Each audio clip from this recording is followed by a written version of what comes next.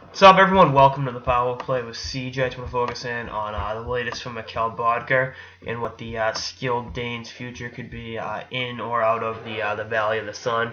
Obviously, he's an unrestricted free agent this year, and though the Coyotes have played better than many people anticipated they would, they are still right now 4 points out of a playoff spot.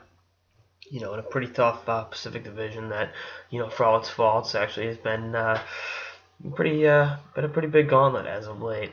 So you look at what Boedker brings to the table: 35 points in 53 games on the season. One of Arizona's better players, and you look at how does he fit the future in Arizona. I think it is possible they flip him and then re-sign him like they did with Anton Vermette and Sabanak Michalek last year. I think that's definitely a possibility. But if they do, I mean, they could re-sign him as well, not have him play for another team for the stretch run.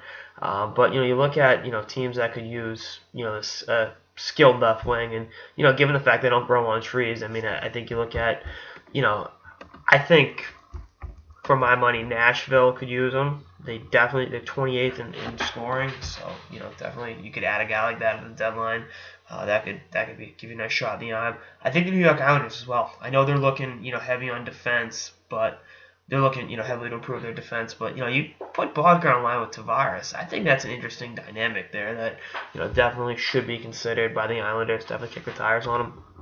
I mean, you can kind of slide them in just about anywhere. Someone said Pittsburgh. I don't think they're going for rentals this year. Their trade assets are almost barren, so that ain't happening. But you look at he can really help a lot of teams. But I think right now, like I said, Nashville and the Islanders, maybe New Jersey. But again, I don't think New Jersey's going to be looking to add rentals.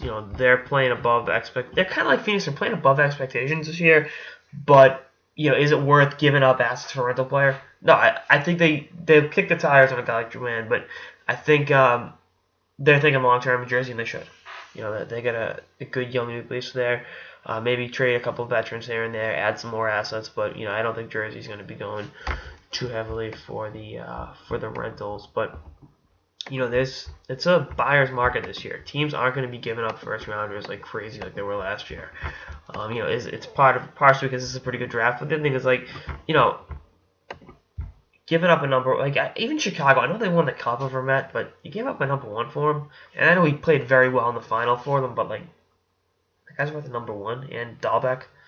So again, I think teams are going to be a little more hesitant to give up, a lot of assets. But I think Boedker right now, if he is moved, will be one of the more sought after commodities. I mean, I put him there with Jonathan Drouin and Louis Erickson. So if you need a left wing, plus it's an election year too in the United States.